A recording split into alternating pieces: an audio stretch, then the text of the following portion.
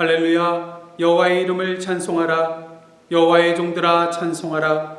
여호와의 집 우리 여호와의 성전 곧 우리 하나님의 성전들에 서 있는 너희여 여호와를 찬송하라. 여호와는 선하시며 그의 이름이 아름다우니 그의 이름을 찬양하라. 하나님은 영이시니 예배하는 자가 영과 진리로 예배할지니라. 아멘.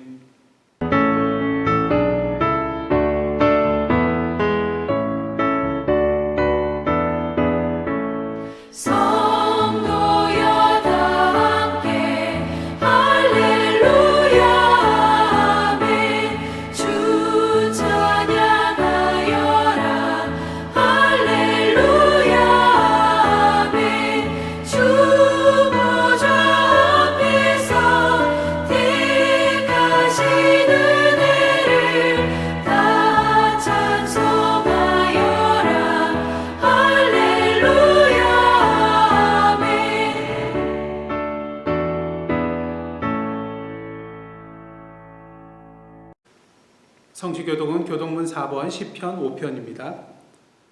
여호와여 나의 말에 귀를 기울이사 나의 심정을 헤아려 주소서. 나의 왕 나의 하나님이여 내가 부르짖는 소리를 들으소서. 내가 주께 기도하나이다. 여호와여 아침에 주께서 나의 소리를 들으시리니 아침에 내가 주께 기도하고 바라리이다. 주는 죄악을 기뻐하는 신이 아니시니 악이 주와 함께 머물지 못하며 거짓말하는 자들이 주의 목전에 서지 못하리이다. 주는 모든 행악자를 미워하시며 거짓말하는 자들을 멸망시키시리이다. 여호와께서는 피 흘리기를 즐기는 자와 속이는 자를 싫어하시나이다. 오직 나는 주의 풍성한 사랑을 힘입어 주의 집에 들어가 주를 경외함으로 성전을 향하여 예배하리이다. 여호와여 나의 원수들로 말미암아 주의 의로 나를 인도하시고 주의 길을 내 목전에 곧게 하소서. 아멘.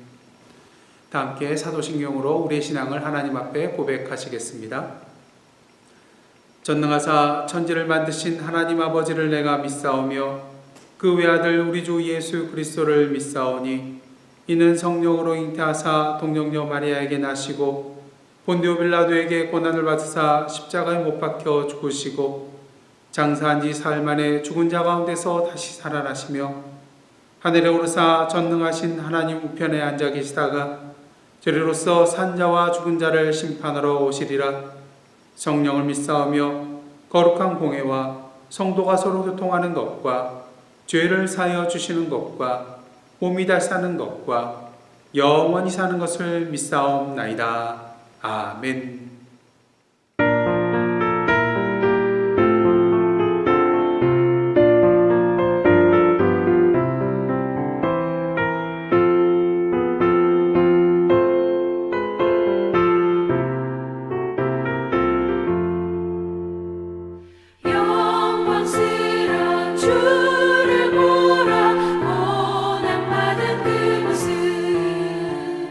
승리하고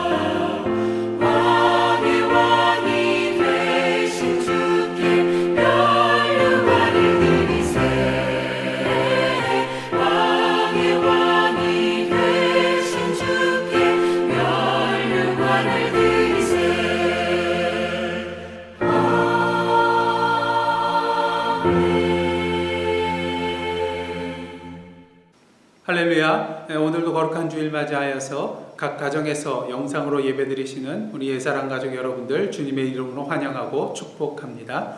이 시간 교회 소식 몇 가지 알려드리도록 하겠는데요. 8월에도 계속해서 별도의 공지가 있을 때까지 모든 주직 모임은 취소가 되고요. 또 주일 예배와 금요 찬양 기도회는 계속해서 영상 예배로 드리게 되겠습니다. 주일 예배 때 저희들 계속해서 시편 속에 있는 다윗의 시, 다윗의 하나님, 우리 하나님이라는 건 주제를 가지고 계속해서 말씀 나누도록 하겠습니다. 오늘 오후 3시에서 4시 사이에 교회 주차장에서 현장 헌금이 있겠습니다.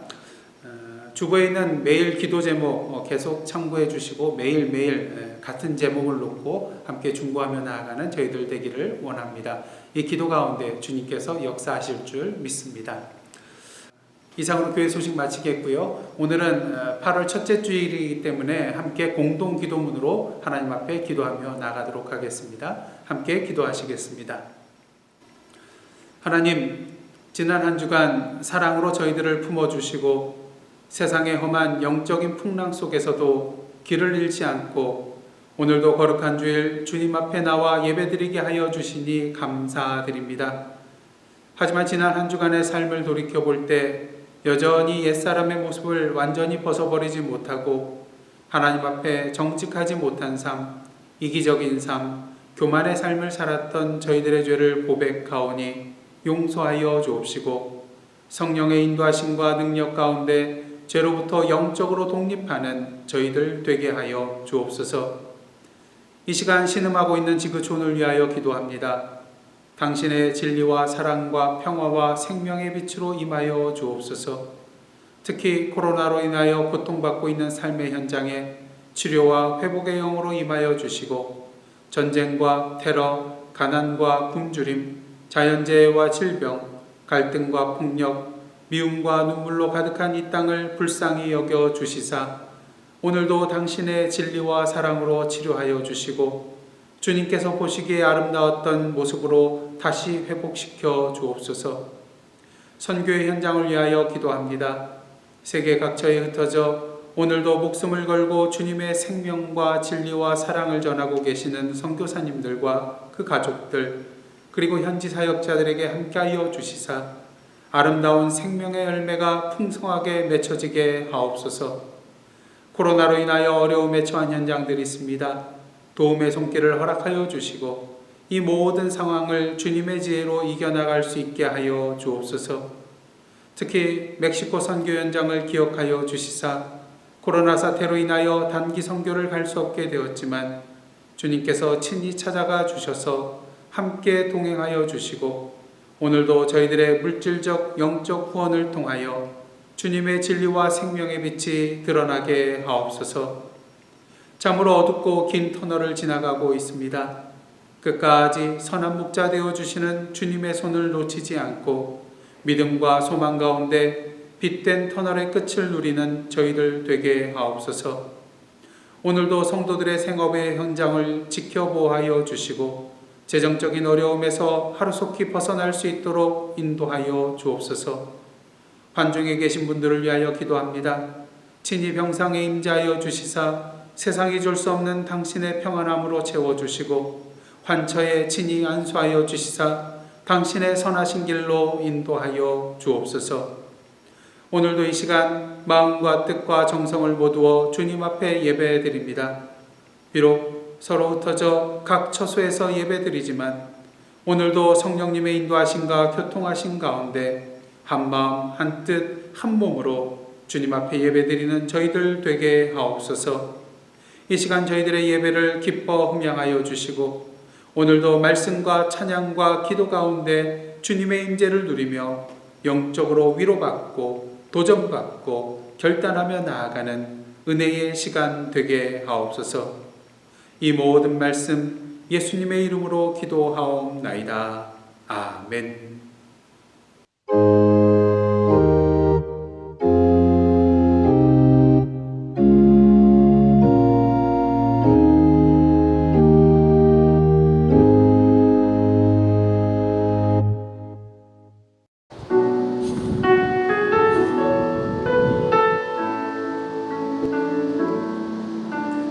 주여 우린 연약합니다. 우린 오늘을 힘겨워 합니다. 주 뜻 이루며 살기에 부족합니다. 우린 연약합니다. 주여 우린 넘어집니다. 오늘 하루 또 실수합니다. 주의 긍휼을 구하는 죄인입니다. 우린 주만 바라봅니다. 한없는 주님의 은혜 온 세상 위에 넘칩니다. 가릴 수 없는 주 영광 온 땅 위에 충만합니다. 주님만이 길이 오니 우린 그를 따라갑니다.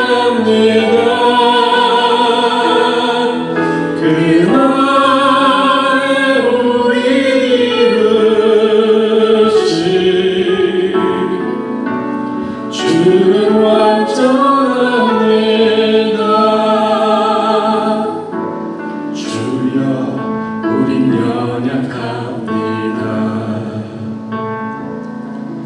우린 오늘을 힘겨워 합니다. 주 뜻 이루며 살기에 부족합니다. 우린 연약합니다. 주여 우린 넘어집니다. 오늘 하루 또 실수합니다. 주의 긍휼을 구하는 죄인입니다. 우리 주만 바라봅니다.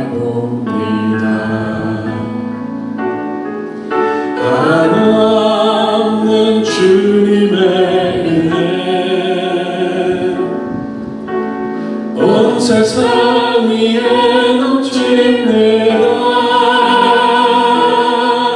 가릴 수 없는 주 영광 온 땅 위에 충만합니다.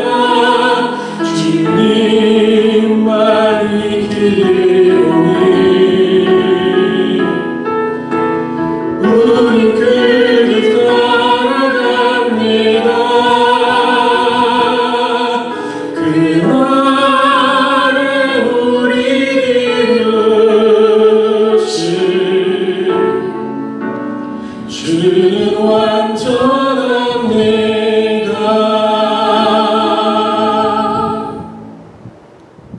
아멘. 빌리김 집사님과 캐티김 집사님의 은혜로운 찬양이었습니다. 함께 기도하시겠습니다.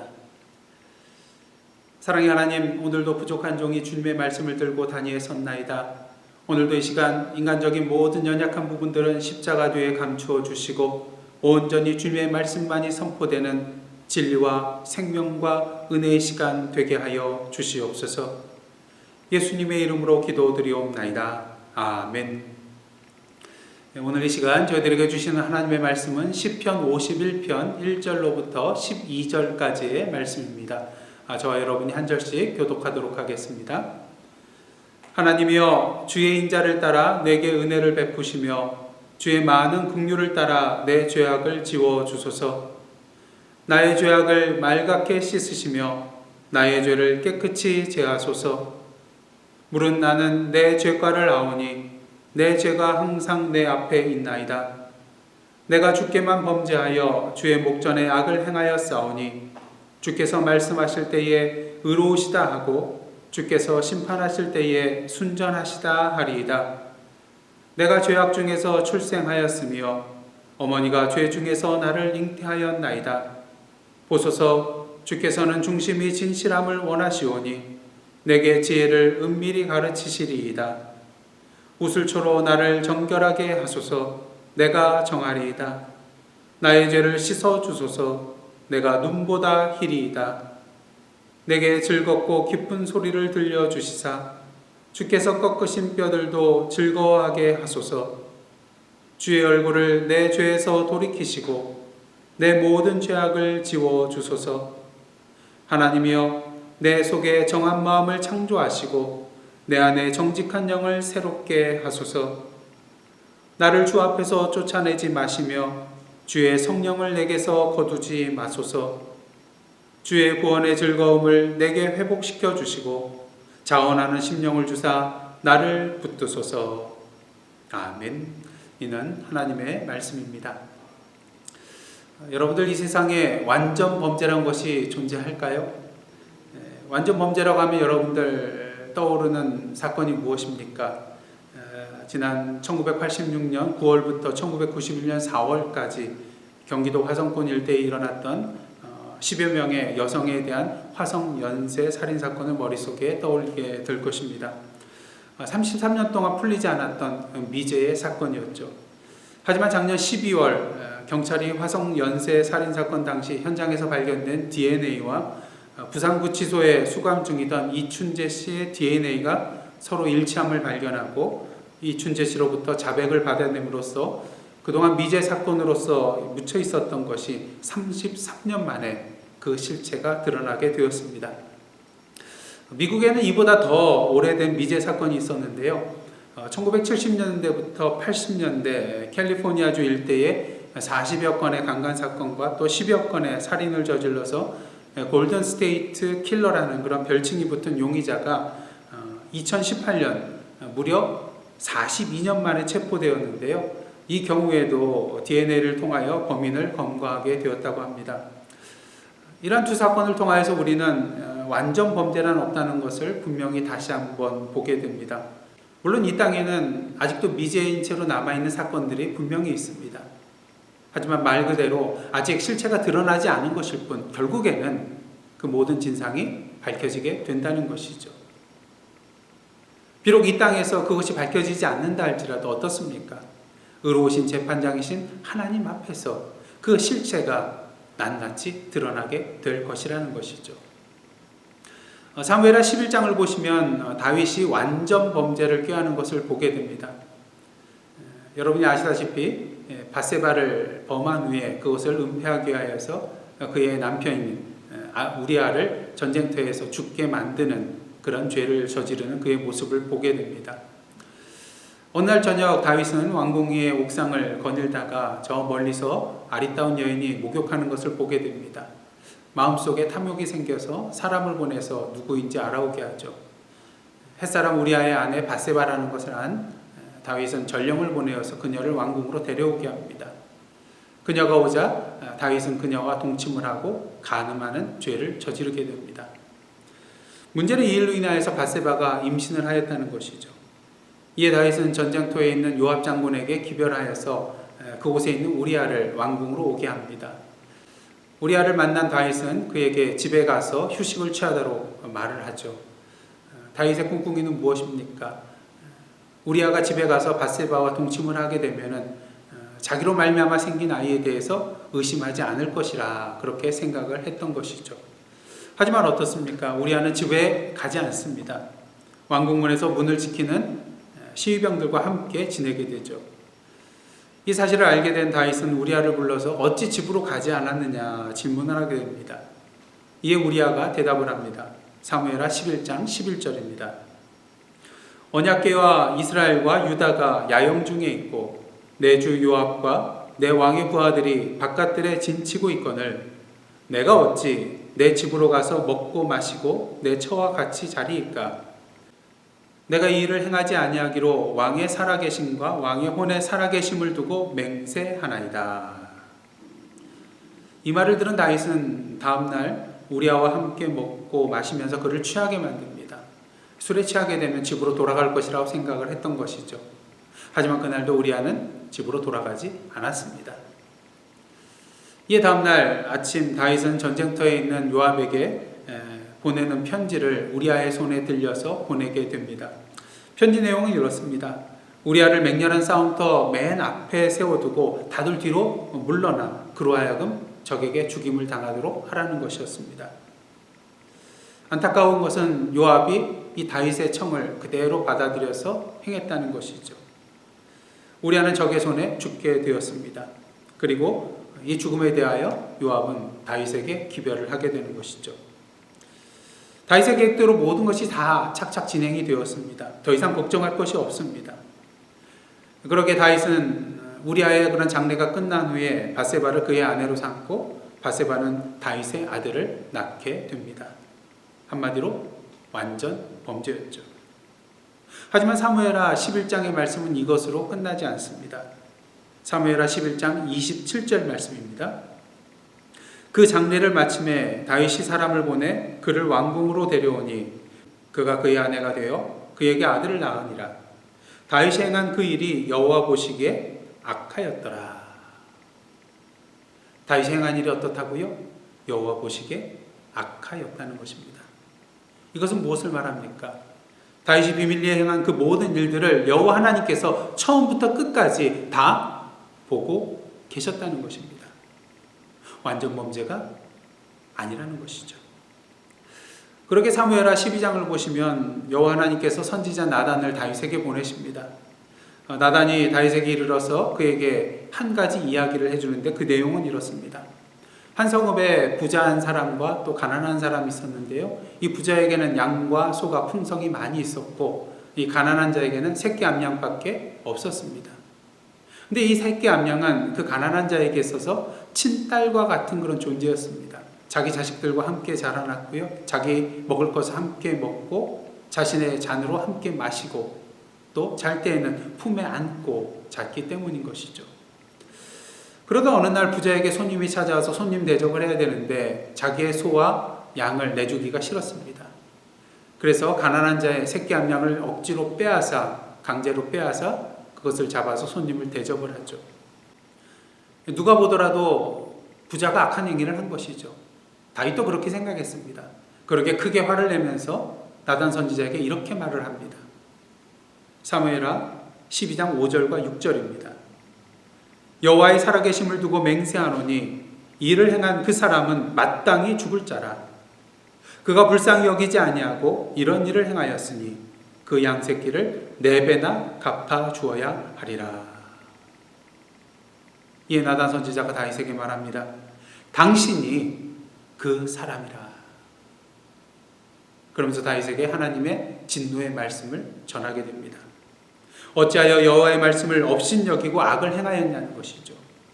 다윗이 우리아를 암몬 자손의 칼로 죽이고 그의 아내를 빼앗아 자신의 아내로 삼았기에 그와 마찬가지로 칼이 다윗의 집에 영원토록 떠나지 아니하고 다윗과 그 집에 재앙이 일어날 것이며 다윗이 아내를 빼앗기고 백주의 사람들이 다윗의 아내들과 동침하게 될 것이라는 그런 진노의 말씀을 전하게 됩니다. 이에 다윗이 자신의 죄를 고백하죠. 내가 여호와께 죄를 범하였노라. 그러자 선지자 나단이 말합니다. 사무엘하 12장 13절 14절입니다. 여호와께서도 당신의 죄를 사하셨나니 당신이 죽지 아니하려니와 이 일로 말미암아 여호와의 원수가 크게 비방할 거리를 얻게 하였으니 당신이 낳은 아이가 반드시 죽으리이다. 그리고 이 말씀대로 다윗과 밧세바 사이에 태어난 아들이 죽게 됩니다. 하지만 하나님께서는 다윗에게 은혜를 베풀어 주셔서 다윗과 밧세바 사이에 또 다른 아들을 허락하여 주시는데 그 아들이 바로 여러분이 잘 아시는 솔로몬입니다. 그런데 좀 이상하지 않으세요? 다윗이 범한 그 큰 죄에 대하여 하나님께서 너무 쉽게 용서해 주신 건 아닌가요? 다윗이 그저 내가 여호와께 죄를 범하였노라 이 한마디 한 것으로 그 큰 죄가 용서함을 받았다는 것 쉽게 납득이 되지 않습니다. 그도 그럴 것이 전에 저희들 십계명의 말씀을 함께 나눌 때에 말씀드렸다시피 간음죄와 살인죄는 어떻습니까? 용서받지 못할 죄입니다. 그러기에 그 형벌이 사형이었습니다. 그렇다면 다윗은 어떻게 하나님으로부터 이 간음죄와 살인죄에 대하여 용서함을 받을 수 있게 된 것일까요? 오늘 본문이 들어있는 다윗의 시인 시편 51편에 그 답이 나와 있습니다. 시편 51편은 다윗의 참회 시인데요. 그 표제어가 이렇습니다. 다윗의 시 인도자를 따라 부르는 노래. 다윗이 밧세바와 동침한 후 선지자 나단이 그에게 왔을 때. 언제라고요? 나단 선지자가 다윗에게 왔을 때입니다. 사실 사무엘하 12장을 보시면은 아까 말씀드린 것처럼 다윗의 죄에 대하여 나단 선지자가 죄를 지적하자 다윗은 내가 여호와께 죄를 범하였노라 이 한마디를 하는 것을 보게 됩니다. 하지만 이것이 다가 아니라는 것이죠. 우리는 시편 51편의 내용을 통하여서 다윗이 하나님 앞에 어떠한 모습으로 나아갔고 어떠한 마음으로 나아갔는가를 분명히 보게 되는 것입니다. 그러게 시편 51편의 말씀은 하나님 앞에 통회작곡하는 다윗의 참회록이라고도 말을 할 수가 있을 것입니다. 우리는 오늘 본문 속에서 다윗의 참회와 관련된 여러 고백들과 간구들을 볼 수 있는데 저는 오늘 본문에서 7절 상반절 말씀 이것을 가지고 시편 51편 전체 내용을 설명을 하고자 하는 것입니다. 그것은 무엇입니까? 우슬초로 나를 정결하게 하소서. 우슬초로 나를 정결하게 하소서. 하나님을 향한 다윗의 이 간구의 내용을 통하여 우리는 다윗의 회개의 모습이 어떠한 모습인가를 발견하게 되고요. 또한 오늘 우리가 하나님 앞에 어떠한 회개의 모습으로 나아가야 하는가를 배우게 되는 것입니다. 그렇다면 다윗의 우슬초로 나를 정결케 하소서 이 간구는 구체적으로 무엇을 의미하는 것이겠습니까?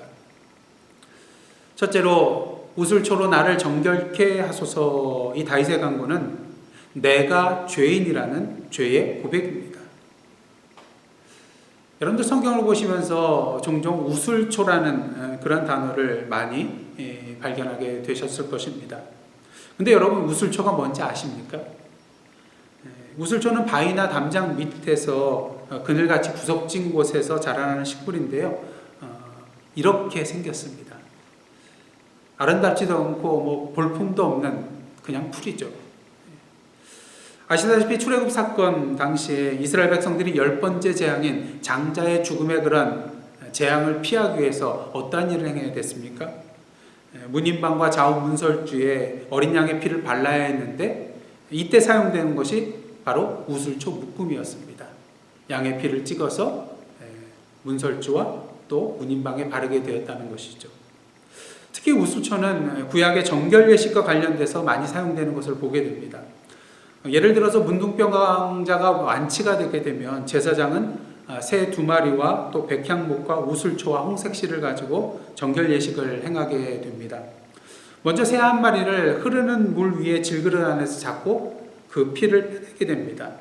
그리고 다른 새와 또 홍색실과 백향목과 우슬초를 이 핏물에 찍어서 문둥병자에게 7번 뿌리면서 정하다 선포를 하게 됩니다. 그리고 새를 날려보내죠. 그러면 이 문둥병자는 이제 정한 사람이 되는 것입니다. 또한 시체와 접촉을 하게 되면요 7일 동안 부정하게 됩니다. 오늘날로 말하면 7일 동안 자가격리를 해야 되는 것이죠. 하지만 예루살렘의 6월절 절기를 맞아야 올라가는 경우라면 어떻습니까? 7일을 보낼 수가 없죠. 7일이 지나면 6월절이 지나가 버리기 때문인 것입니다. 그러기 이러한 경우를 위해서 정결 예식이 행해지게 되는데요. 감람산에 단을 쌓고 붉은 암소를 태우게 되는데 이때 홍색실로 묶은 백향목과 우슬초를 함께 태워서 제를 얻게 됩니다. 그리고 그 제를 실로암 연못에서 떠온 물에 타서 우슬초를 이 물에 찍어서 시체와 접촉한 그 사람에게 뿌리게 되죠. 그러면 이 사람이 정결하게 되는 것입니다. 이처럼 우슬초라는 것은 부정하게 된 사람을 깨끗하게 해주는 정결 예식에 사용되는 도구였습니다. 그런 의미에서 다윗이 오늘 본문 말씀을 통하여서 하나님을 향하여 우슬초로 나를 정결하게 하옵소서라고 간구한 것은 무엇보다 현재 자신이 깨끗하지 못하고 정결함을 받아야 하는 부정한 죄인임을 인정하며 죄를 고백하는 모습이라고 할 수가 있다는 것이죠.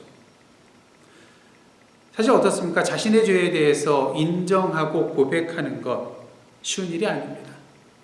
특히 높은 지위에 있는 사람일수록 자신의 허물과 죄를 인정하지 않게 되는 것을 우리가 보게 됩니다. 그러게 어떻습니까? 많은 사람들이 자신의 죄를 더 큰 죄로 덮으려는 경향이 있다는 것입니다. 한마디로 악의 악순환이라는 것이죠. 바로 다윗이 그러했습니다. 간음의 죄를 덮기 위하여 살인의 죄를 저지르잖아요. 하지만 죄라는 것은 어떻습니까? 아무리 덮어도 없어지지 않는다는 것입니다. 마치 손바닥으로 하늘을 가리는 것과 같은 이치라는 것이죠. 언젠가는 결국 드러나게 되어 있다는 것입니다. 그렇게 다윗의 죄도 하나님 앞에 분명히 드러났습니다. 중요한 사실은 이렇게 자신의 죄가 드러났을 때 많은 사람들이 그 죄를 인정하지 않는다는 것이죠. 아담과 하와처럼 변명하고 다른 사람을 탓하고 가능하면 자신의 책임을 면하거나 아니면 자신의 책임을 줄이려고 하는 그런 노력의 모습을 보게 된다는 것입니다. 이런 말을 할 수 있지 않겠습니까?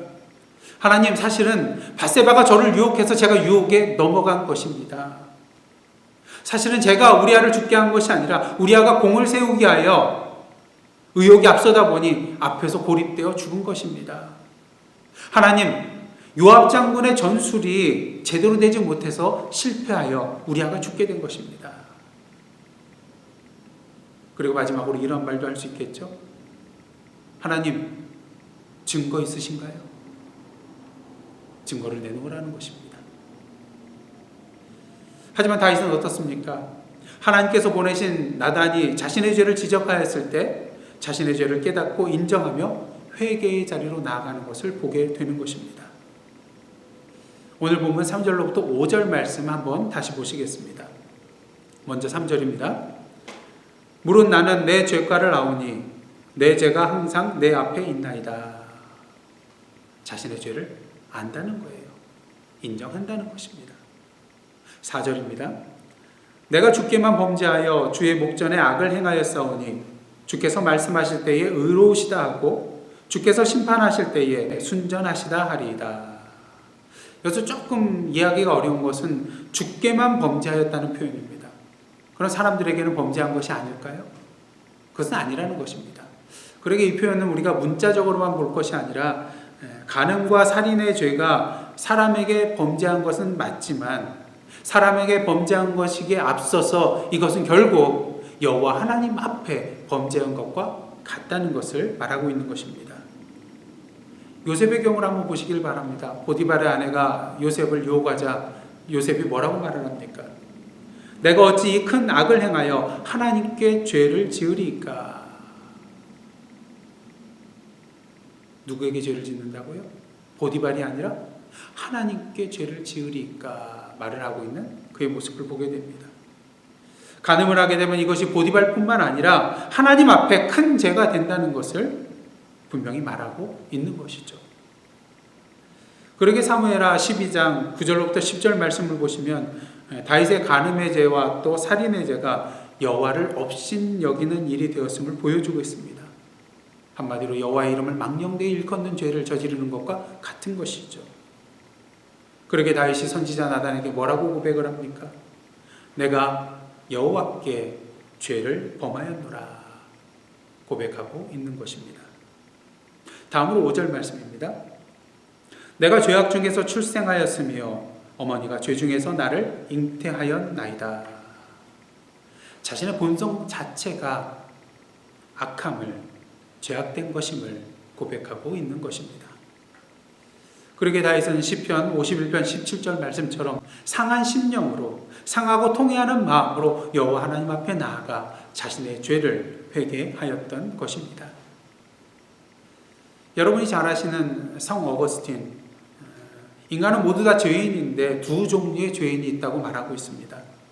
하나는 자기가 죄인이라고 생각하는 죄인이고요.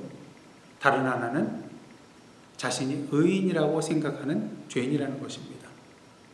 중요한 사실은 똑같은 죄인이지만 자신이 죄인이라고 생각하는 죄인에게는 소망이 있지만 자신이 의인이라고 생각하는 죄인에게는 소망이 없다는 것입니다. 왜 그렇습니까? 예수께서 말씀하십니다. 누가복음 5장 32절입니다. 내가 의인을 부르러 온 것이 아니요 죄인을 불러 회개시키러 왔노라. 그렇게 자신이 죄인임을 알고 있는 죄인은 주님으로부터 용서받을 기회가 있지만 의인이라고 생각하는 자는 용서받을 기회가 없다는 것입니다. 그렇다면 저와 여러분은 어디에 해당이 되시나요?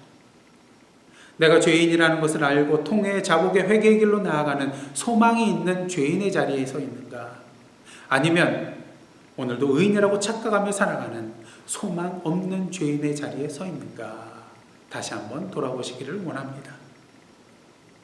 그 다음 둘째로 우슬초로 나를 정결하게 하소서. 이 다윗의 간구는 주님의 인자와 긍휼만을 의지한다는 믿음의 고백입니다. 오늘 1절과 2절 말씀 다시 한번 보겠습니다. 하나님이여 주의 인자를 따라 내게 은혜를 베푸시며 주의 많은 긍휼을 따라 내 죄악을 지워주소서. 나의 죄악을 맑게 씻으시며 나의 죄를 깨끗이 제하소서. 다윗은 완전 범죄를 꿈꾸면서 자신의 힘으로 이 죄를 덮으려고 하였습니다. 하지만 그는 분명히 깨달았죠.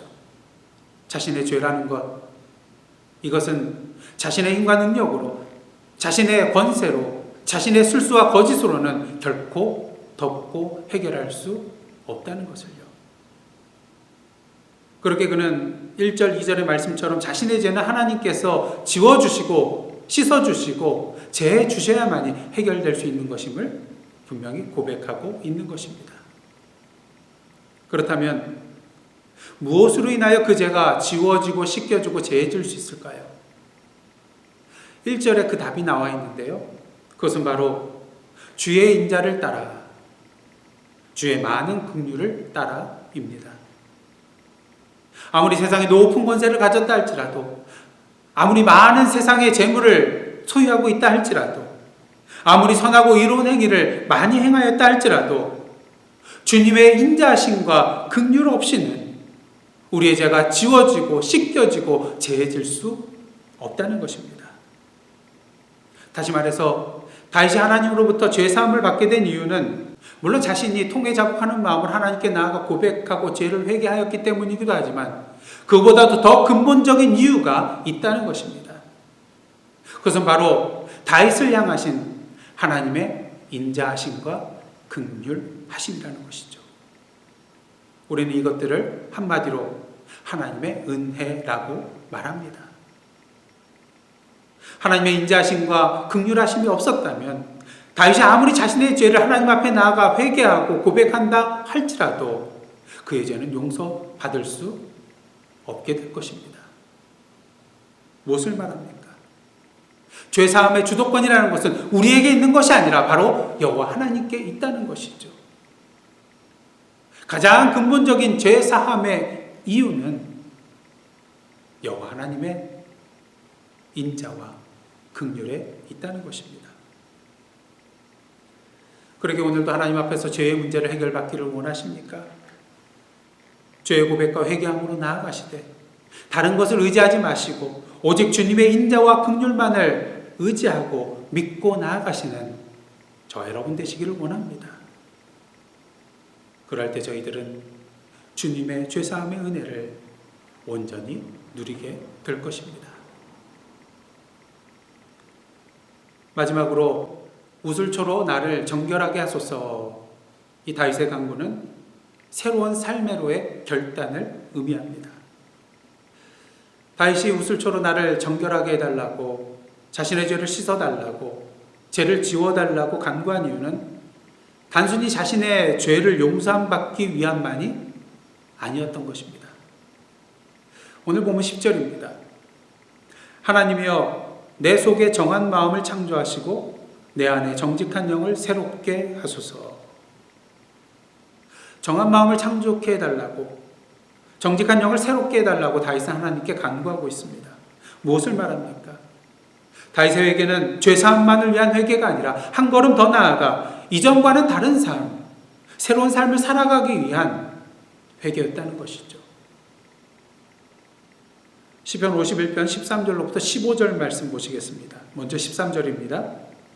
그리하면 내가 범죄자에게 주의 도를 가르치리니 죄인들이 죽게 돌아오리이다. 한 걸음 더 나아가서 범죄자에게 주의 도를 가르치겠다고 합니다. 죄인들이 죽게 돌아오게 하겠다고 말을 하고 있습니다. 14절 15절입니다. 하나님이여 나의 구원의 하나님이여 피 흘린 죄에서 나를 건지소서. 내 혀가 주의 의를 높이 노래하리이다. 주여 내 입술을 열어주소서. 내 입이 주를 찬송하여 전파하리이다. 주의 의를 높이 찬송하겠다고 합니다.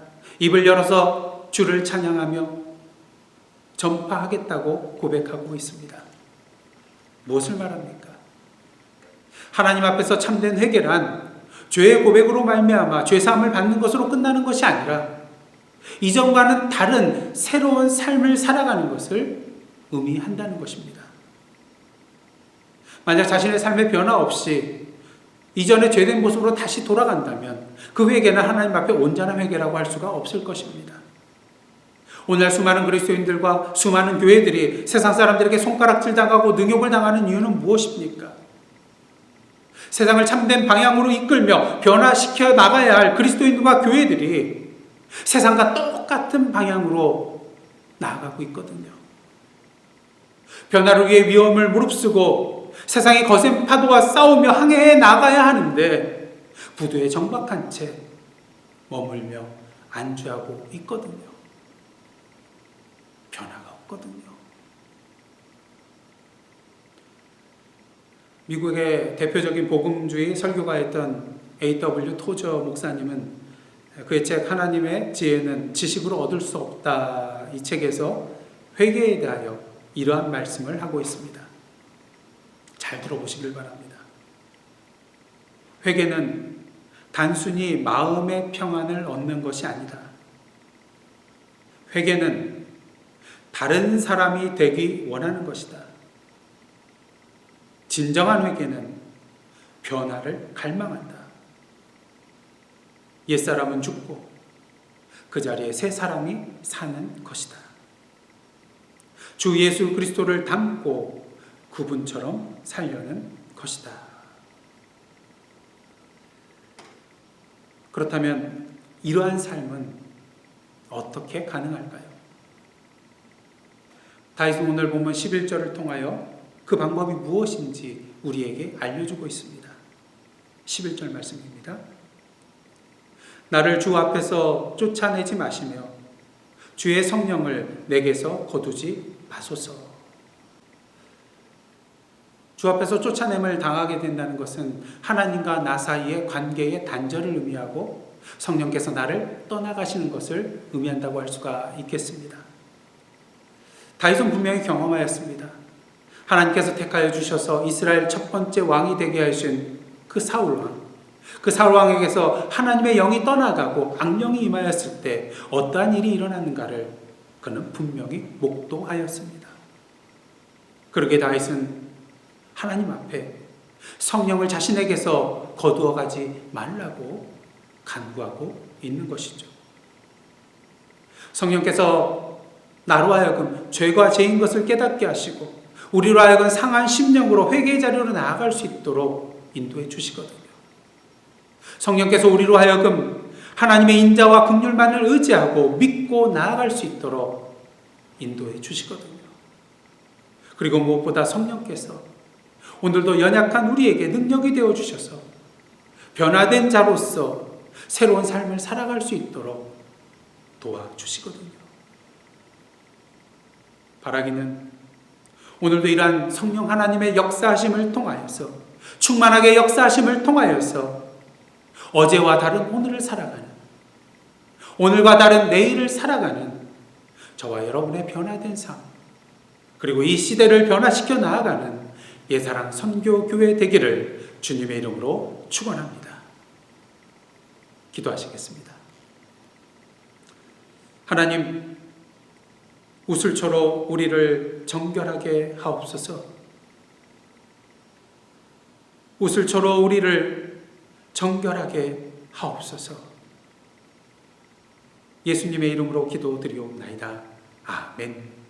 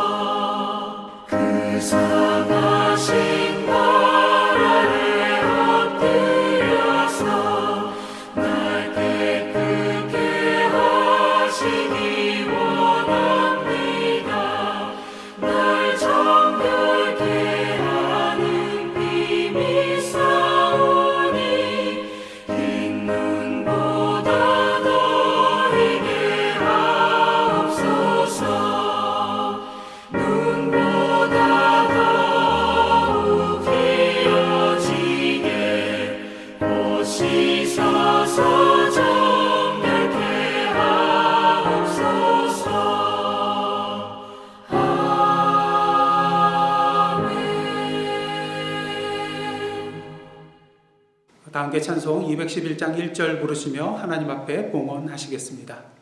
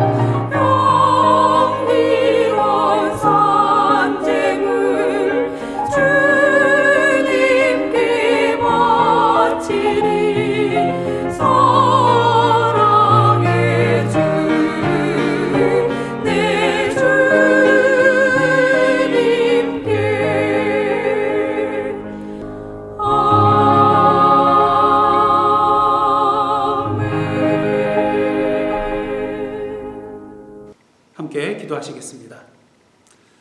하나님, 지난 한 주간도 저희들을 당신의 날개 아래 품어주시고 사랑으로 인도하여 주심에 감사를 드립니다. 또한 거룩한 주일 주님 앞에 나와 말씀과 찬양과 기도 가운데 주님의 은혜를 누리게 하여 주심에 감사드립니다.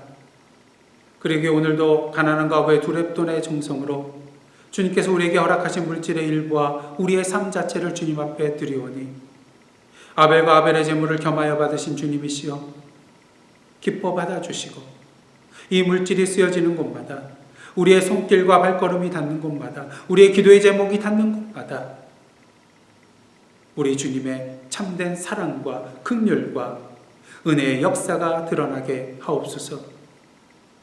온 세계가 코로나19로 말미암아 고통받고 있습니다. 위로의 성령으로 임하여 주시고 오늘도 당신의 치료의 손길, 회복의 손길, 사랑의 손길을 통하여 낭만과 좌절과 눈물의 자리에서 소망과 기쁨과 생명의 자리로 나아가는 저희들 되게 하여 주옵소서. 가난과 굶주림과 목마름, 폭우와 홍수, 전쟁과 테러와 증오와 미움과 차별 속에서 고통받고 눈물을 흘리는 자들이 있습니다. 친히 그들의 눈물을 닦아주시고 세상의 모든 교회와 성도들이 주님의 손과 발과 입술과 가슴이 되어 주님의 참된 사랑과 평화와 정의와 생명을 이 땅에 이루어 나가게 하옵소서.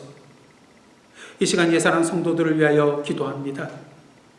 육신적인 연약한 가운데 있는 분들에게 임하여 주시사 참된 평안을 허락하시고 모든 치료와 회복의 과정 가운데 친히 역사하여 주옵소서. 재정적인 어려움에 처한 성도님들 계십니다.